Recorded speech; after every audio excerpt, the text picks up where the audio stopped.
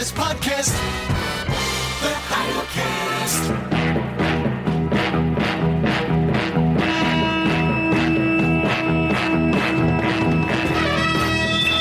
In the great hall of the Justice League, there are assembled the world's greatest heroes, created from the cosmic legends of the universe. Scott McDermott. I was bit by a black widow in Hamul in my sleep. Harrison Perkins. Every muscle in my body is clenching right now. And Scott Clark. You know, I would like to get to know a tarantula. their mission to fight injustice, to right that which is wrong, and to serve all mankind.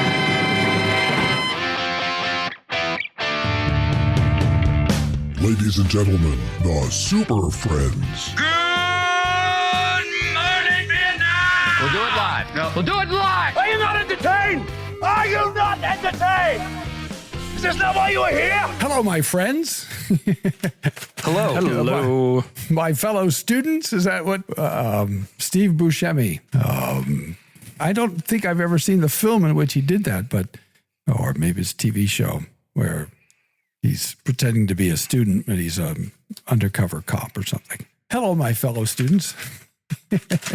How are you guys? I'm not undercover. Yeah, exactly. Yeah, exactly. I don't have any recording devices attached to me. So what's new, guys? Well, I've got some ribeyes waiting for me. Oh, nice. My family's in town, and my brother-in-law threw some giant ribeyes. These are probably 72-ounce ribeyes on the Traeger and cooked them perfectly, medium rare, with some, they got some nice smoke on them. And I just can't wait to go up to the lake and eat them with my teeth. I love ribeye. Ribeye is just like a gift from above. Well, they are, yes. Yeah. I like the fact that you added with my teeth. I think that as if there was some Yeah, other... that's how I eat them. As if there was another way by which one consumes steak. Scott, the senior, Dr. Clark, do you remember those steaks that we had at Greg Weigler's house? I do. It was the largest steak I've ever seen in my life. It was so large, I think I only ate a third of it. It was as big as the plate. It's the biggest thing and I still dream about it. It's the best thing I've ever eaten. It was wonderful. Here's the problem, Harrison. I don't remember them. Yeah, I don't think you were there. You weren't there, which is maybe one of the reasons you don't remember them. Gee, thanks for bringing that up, Harrison. Andy Longway was preaching on Isaiah 6 the next night, and he started by asking, what's like the most amazing thing you can remember? And my mind was that steak I ate. You were right back to the steak. Yeah, I remember that weekend. I just don't remember the steaks. Yeah, well, you were Wonder not why. one of the select of the elect. You decided to go back north to Bad Axe. Yeah. No, I stayed the night. I was there for the service on Sunday. I was there for the whole weekend. I took that weekend off from work. You convinced me to. Well, then we inadvertently excluded you. That was unfortunate. No, I think it was verdant. I think it was verdantly. It wasn't inadvertently, it was advertently. Yeah. At my installation Oh, I was there. Yeah. on Sunday morning? Oh, I was I there. don't think so. No, he was. Who preached? Scott. Yeah, I was there. No, he was there. Did he cry? Oh, well, he preached. So I was there. yeah, Okay. he preached. So Because I've always asked you to stay with us when you've come down. And I saw Andy preach. I was there for that I too. don't know. I don't have an You hate me. explanation. You hate me. I feel like we must have asked you to. I don't know. No. it was pretty Nope. busy, chaotic. So that was my recollection. There's a lot of motion Well, I'm on sorry. that trip. I stayed in a hotel. I'm sorry. I wish that you ate steak with It's me. too Well, late. you were It's too not in late. your current abode, Harrison. No, we were still Yeah, at he was the in apartment. the condo. Scott has still not come to stay with me at my house. We even made a bed for him and food for him one night, and he just didn't come. Which Scott? The younger. Oh, your son? You haven't come. Neither of you have come to our house, but one of you had definite plans. We made food for like 5 people, and then 2 people came. I don't remember this. What is it? What was this for? You were going to stay overnight for Presbytery. Oh, do you know what happened? I don't care. Well, yeah, but here's what happened. I actually had plans to come to Presbytery, and the social worker called us and said, I'm coming tomorrow morning. That's right. Okay, And it was Friday. Fine. And I was supposed to leave Friday afternoon. And she said, I am coming tomorrow to make sure your house is okay so that you can get a human. Yeah. And I said, well, guess I'm not going to Presbytery. I don't think you told me that. So now I feel bad. Yes. Now I feel bad twice. You should feel bad. So I'm sorry that the listener had to hear Us this air our little grievances. spat, this little, this little pity party. The point is, Harrison does not invite me to steak his ribeye parties. It wasn't my but ribeye he expects party. to be invited to mine, and also doesn't understand when I have family things that come up. So I don't want to come to your ribeye party. basically, what we're learning about Harrison is that he hates me because I'm part Scottish. And that's increasing by the moment. You're being oppressed, laddie. Well, being Scots. Are you entirely Scots? No. No, Like maybe okay. a quarter. So that he's only oppressing 25% of you. That's not bad. In the oppression Olympics of 2025, that would not even get you a bronze medal. Ladies and gentlemen, the Super Friends. Okay, I'm going to open the coffer for this episode. And I'm going to reach in and find the correspondence for You got some letters. this week. We got a follow-up from July 5th. I just thought it was an interesting note. We don't have to interact with it, but I thought it would be nice to read it. It's from Stefan or Stephen. I think most people say Stephen, I guess, but it's with a PH. Hi, Super Friends. Stephanus, yes. Well, yeah, there we go. Hi, Super Friends. Step in. I've been listening to your latest Super Friends edition on July 5th. So as you're hearing this is August 23rd. But he says particularly about your discussion on whether the bread taken at the table should be unleavened. Just one question which has always amused me when I hear brothers discuss this issue, one that I've not heard anyone answer. Why do some worry that the bread may be leavened when no one is even slightly concerned that every bottle of wine that has ever been made contains yeast?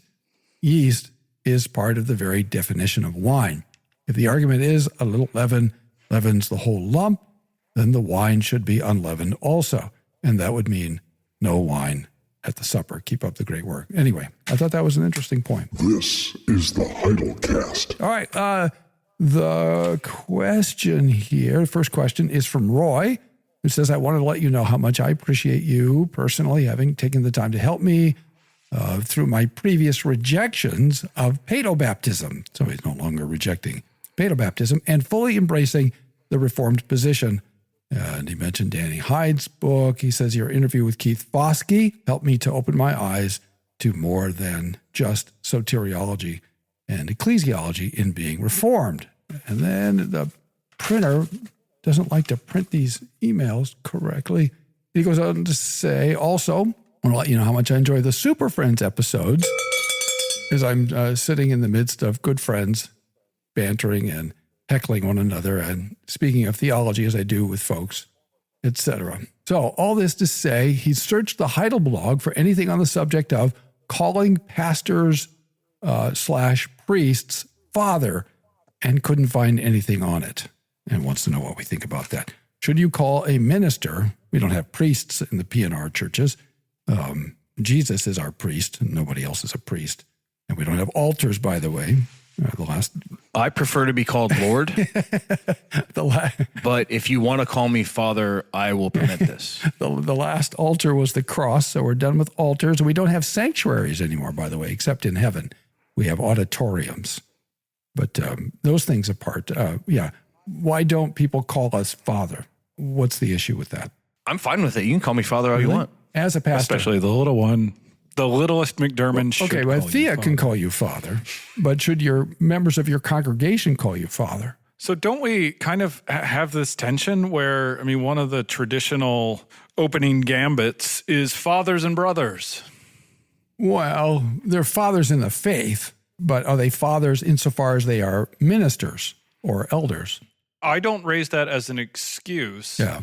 I'm actually kind of uncomfortable with it. that doesn't trouble me. I've said that on the floor of classes many times, fathers and brothers. I just mean fathers in the faith, recognizing there are guys at classes who are, at least there used to be in classes, guys who are older than I am anymore. Not Yeah, you could just say brothers now, exactly. can't you? Brothers and sons. Sons and brothers. Theoretically, there could be people who are older than I. I know, I'm sure there'll be ruling elders, but I might be the oldest minister in our classes now. That just occurred to me. You did start in the previous century. I did start in the previous century, yeah.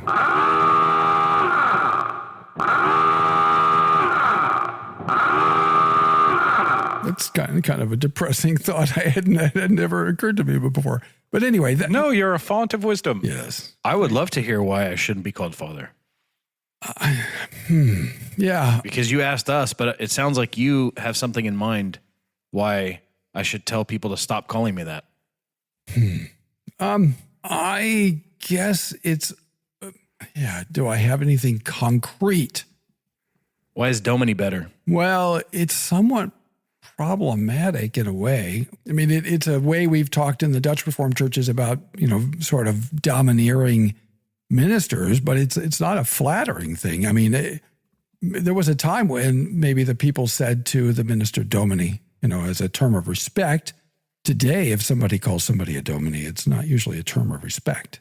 It means this person's kind of domineering is what it typically means. Unless somebody's in their 80s, then they may yet mean it, as a term of endearment or a term of respect. But Matthew 23:9. And call no man your father on earth, Yeah. for you have one Father who is in heaven. Neither be called instructors, for you have one instructor, the Christ. yeah. So we should tell them to call us daddy? So Call me daddy. that's where I was heading. I mean, I was just on my way to Matthew 22. So, what do you do with that? Obviously, we have teachers in this life, and we do refer to them, we call them teacher, we call them prof or whatever their title is. So what do you do with that? I actually don't know. I'd love to see the context. He's addressing the Pharisees. Yeah. I mean, it is clearly a rebuke to some form of hypocrisy. That much is clear. I think that there is a formalism on the table that he is pushing back against those who would lord their authority over others. And I think that seems to be part of the issue, because it says, the greatest among you shall be your servant. Whoever exalts himself will be humbled, and whoever humbles himself will be exalted. So there is a pride and false prestige issue involved. I don't want to be like overly literalistic, because of course I think we can call our, those whom begat us, refer to them as our Father. I don't think that that's to the exclusion of this passage excludes this, but it does seem to press against inventing presumptuous titles. And I'm not saying that every instance that we have, of that kind of thing falls afoul of this, but it's probably a thing to be mindful of. Yeah. I even feel uncomfortable with, my own title or not title, it's a style, right? Reverend, the one who must be revered. I don't really like that. I don't think I'm that reverable. Would you prefer divine? No. I don't know. No. I mean, Matthew, what did I say? Matthew 22. It's Matthew. It's 23. 23. Yeah, I mean, he's speaking to the Pharisees about their hypocrisy and also wanting to be called teachers. Yeah. So that, this is in response to a particular question. Right? Not to be applied to all times and cases. So it's still okay to be called father, right? In the church? I'm not convinced, Harrison. Convince me. Yeah. I'm not convinced of any of these things. It makes me uncomfortable. It would make me uncomfortable for somebody to address me as father. It would depend on the context. So if, for example, if I was planting a church as Mike Brown is in Milan or someplace in Italy, and I have to dress like a Roman priest, I have to wear the Roman collar. Otherwise, in Italy, if you're not wearing the tab collar and the clericals, you are a cultist, basically. And there are two kinds of people who look like priests and cultists, and they don't have a middle category. Oh, well, he's a Protestant, but he's not a cultist, and he's not a Roman priest. That category doesn't really exist. So in that context, if they called me father, I guess that would be one thing. In our context, I think it would be a little strange because we have an established category for Protestant ministers who are servants. That's what minister means. We are reverend. That's an adjective. It's been turned into a title, a substantive, but it's the Reverend Mr. So-and-so. Because it's a style. Yes. It actually, so your title is either Mr., I suppose Mrs. in theory, but, for pastors, Mr. or Doctor, and Reverend is a style that goes before it. Style. Can you explain that further? Is that just another way of saying adjective, or do you mean more than that? It's a style that qualifies your title. Okay, it's an adjective. Okay. So, I thought you would appreciate the interesting. It is. Grammatical. You didn't trick him. Niche thing there. It is. I just am too ignorant to understand entirely what's entailed. So I'll look that up. I think that's interesting. I do. Remember, he's just a kid from Nebraska. I am just a kid from Nebraska, still overcoming my public school education. So, we qualify these offices, and that's okay. And then we've informally turned it into a substantive. So people say, Reverend, what do you think about this? Or help me with that. And that's understandable. And you could say, well, what's the difference between father and reverend? Well, maybe not a huge difference, but maybe it's just because we don't want to be identified as Roman priests. I don't know. I guess I have never seriously thought about it. And when I looked at the question, I thought, well, I was thinking of Matthew 23 and his rebuke to the Pharisees, 23:11.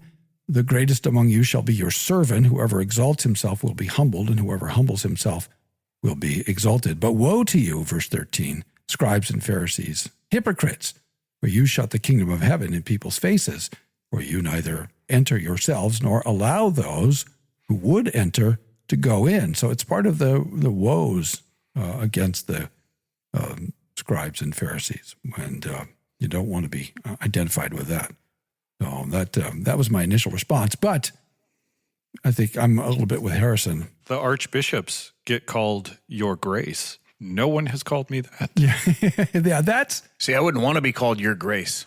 That's weird. So maybe it's sociological, maybe it's emotional, maybe it's not wanting to be identified with a Roman priest. It's cultural. Yeah, so maybe ultimately it's a prudential thing rather than a matter of principle about that. I think that's right. And I think that it's respectful to call somebody by some sort of title or style, as that's the word of the day, word of the episode. But, kids running around the church calling you by your first name, that's disrespectful. It's too informal. If they were to call you pastor or reverend or father or what's another one? Master, doctor, Lord, anything other than your first name. Yeah. Right or wrong, I actually do just introduce myself by my first name. And yeah. What, doctor? No.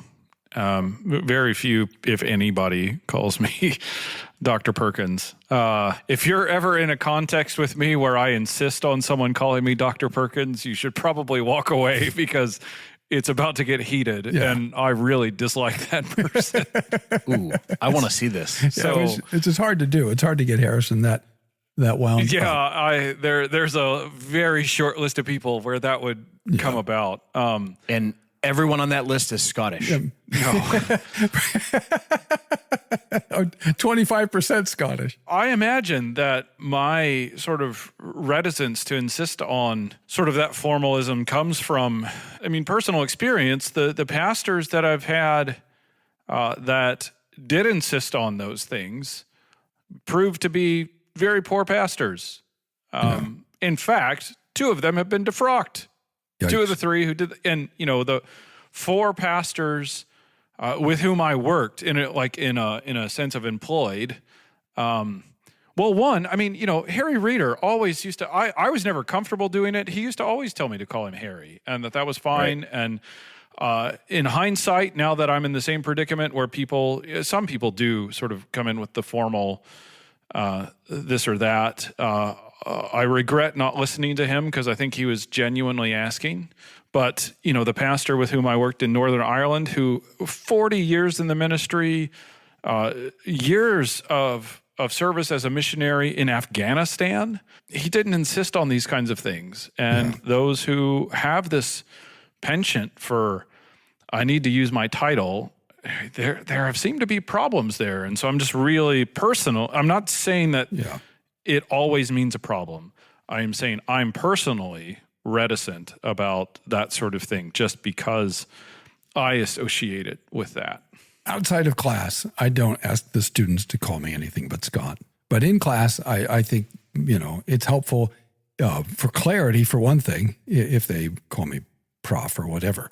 And just to keep some order and, because we live in this sort of radical egalitarian culture where everything gets flattened out. And but outside of that setting, I've never asked people to call me anything but Scott. And that same thing is true in the church. People typically will, refer to me as pastor or something or doctor, but I don't ask that. And I never introduce myself that way. I always introduce myself as Scott. So I still only call you doctor. So it's uncomfortable to call you anything else. And I understand And that. I still call Harrison Harold. It's just, I'm always going to call him Harold. Well, Because you hate me. I mean, it was that way when I came back. Well, I mean, turnabout. When Bishop Perkins. when I came back to teach here at Alma Mater, it was awkward in a way because now I was a colleague with my profs, one of whom in particular I found really intimidating and that was Bob Strimple. So it was a long time before it was hard to call him Bob. Dr. Because he Strimple. was Dr. Strimple. So I get that. That's been one of the trickier ones. Even with a doctorate, my former teachers, until they told me otherwise, I kept calling them. That's what I usually say whatever. after graduation, or outside of class.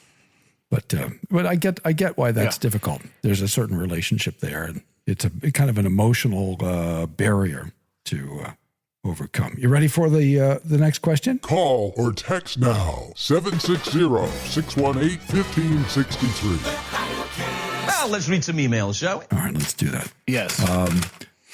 This is from Anonymous, and he says, something that's always struck me, we say that the unsaved freely choose their sin, but when I apply Romans 3:23 or 1 John 1:8, it seems like sin is just a categorical characteristic of man and that it's actually not freely chosen. A banana does not choose to be yellow. If, in fact, a banana says it is not yellow, it deceives itself and the truth is not in it. Of course, that assumes a world in which bananas talk, but we move on. And have agency. And have agency and consciousness. That's a world that frightens me. Well, now with AI, who knows? Well, the peel is yellow, but the banana itself is white. Yes, until it isn't. Yeah. If, in fact, he says, it's categorically impossible not to sin, then it's a little weird to say that the guy chooses his sin freely. Logically, if it would have been impossible for him to choose freely not to sin, then he can't be said to freely choose to sin. It couldn't have gone any other way for him. Further, if simply being born with a sin nature is enough to damn him, he certainly didn't freely choose that. So there's an easy question that we can sort out in a few minutes at the end of an episode. But I think it was an interesting question because I'm actually working on this a little bit in the series on Luther and Erasmus and their debate over the bound will. So, and this is, I can easily imagine this objection coming from someone when we're introducing the doctrine of the federal headship of Adam and the federal headship of Christ and, all of those things. How do you explain this to people? Harrison, how do you explain it? I mean, Bishop Perkins, Father Perkins. Reverend Dr. Perkins. Reverend Dr. Father Perkins. I think that the PCA BCO does allow for bishop, but I'm not sure that mine does. It does. So Yeah, it does. And that's what I want to be called. I think that one's for you. Yeah. We'll call you Bishop Scott from now on. Bishop McDermott. Bishop McDermott. Okay. Yeah, well, that's it. You are henceforth I don't Bishop even know if we McDermott. can find the rails to get on them. While you're at it, Archbishop McDermott II. So I think one of the things at work in this question is a distinction between Original and actual? yes, that is in fact exactly where it. See, you should have answered this. I want to hear you talk. So when we talk about freely choosing our sin, that's actual sins that are in view. And one of the things that's involved there is that external compulsion is not at work. Yeah, that's And I think that's really an important factor here. They may have a nature that inclines them towards sin, and that internal factor is determining in lots and lots of cases until regeneration occurs. But that internal compulsion is not external compulsion. Yes. And so, the banana is not yellow against its will. Yeah, that's the nature of the banana. Yeah. But a banana isn't a really good analogy because, as you say, it's not conscious. It doesn't have agency. Human beings are made in the image of God. They are conscious. They have agency. And we can't omit the fact that in the beginning, we were all legally, federally, and traditionally, biologically in Adam. Which is not the case for bananas. Which is not the case for bananas. That's right. And so all of us in Adam freely chose death. The deal was, the day you eat thereof, you shall surely die. Love me implicitly with all your faculties and your neighbor as yourself. And Adam, and we in Adam, and you have to take seriously that all the dimensions of federal headship, we chose the opposite. We chose death. We chose condemnation. So Adam and we in him plunged ourselves into death and into condemnation. So that's a reality that can't just be dismissed. And then secondly, because of that and because of the consequences of that, we freely act according to this, outside of Christ, outside of grace, act according to this corrupt nature. But we do so freely. We do so without, as you were saying, Harrison, without external compulsion. And so we really do have agency in our actual sin. So we have our original sin and our sin nature, but we have actual sin. And we do that freely. And when he invokes the Augustinian categories there, the impossible not to sin. I prefer to call them the Bostonian categories. Okay. Because that's fine. Yeah, because Scott likes the Scottish theologians. But and that's great. Boston has lots of good things to say. I was just messing around. Harrison, talk about the Augustinian. No, but you made an interesting point. When you say Boston, you're referring to Thomas Boston, I assume. The fourfold state of man is your... Scottish divine Boston's notes on the marrow of modern divinity are excellent things. Yeah. They should be read. Yeah. The Augustinian / Bostonian fourfold categories that he's invoking there. So impossible not to sin applies for us after original sin, but it was not something that we have asserted before the fall. So for Adam, it was possible for him not to sin. That's right. Now, having freely chosen to sin, now it is impossible not to sin until regeneration. And one day it will be, upon the return of Christ and glorification in its fullest scope, resurrection state, it will be impossible to sin for us. That's right. So in this state, outside of grace, after the fall, we still do freely choose. Now, it's true that people in a state of grace, having been given new life and true faith and union with Christ and all of the benefits of Christ, we do still sometimes freely choose to sin. But because grace is at work in us and we are being conformed to Christ, and a decisive break with sin has been made, and we've been identified with that and we've participated in that by union with Christ, we can also freely choose not to sin. So there is a real difference there. Because people do, outside of grace, freely choose to sin, that is, without external compulsion, they are culpable for that. And because even in a state of grace, when we freely choose to sin, we are also, in a sense, culpable for that. Now, our sins are covered by Christ, by his righteousness, by his imputation. So that makes a difference. And the Spirit is at work in us conforming us to Christ. And because if you're in a state of grace, if you are united to Christ, that you know you've sinned, you confess your sin, and you turn away from it. You were referring us to the confession, Scott, I felt. Yeah, if I could recommend, what was his name? Anonymous? Anonymous. If I could recommend Anonymous a little bit of reading, it's a highly underrated chapter of the Westminster Confession of Faith, chapter 9 of free will. And you were basically referencing the fourth paragraph, which says, when God converts a sinner and translates him into the state of grace, he freeth him from his natural bondage under sin, and by his grace alone enables him freely to will and to do that which is spiritually good. Yet so, as that by reason of his remaining corruption, he doth not perfectly nor only will that which is good, but doth also will that which is evil. Yeah. And that's a helpful chapter because it goes through the Augustinian categories, the Bostonian categories, the fourfold state of man. And I think it's really helpful. And like I said, I think it's underrated. You don't hear a lot about that chapter. It's short, sweet, to the point. Yeah. Read it. But it's very thoughtful and very helpful and very clear. Which tells me it was written by the English divines and not the Scottish. Thanks for listening. Tune in tomorrow for more from the Heidelcast, brought to you by Heidelberg Reformation Association.org. Don't forget, when the coin in the coffer clinks, the cost of bandwidth shrinks. Copyright Heidelberg Reformation Association. All rights reserved. This is a Heidel Media production. The best podcast, the Heidelcast.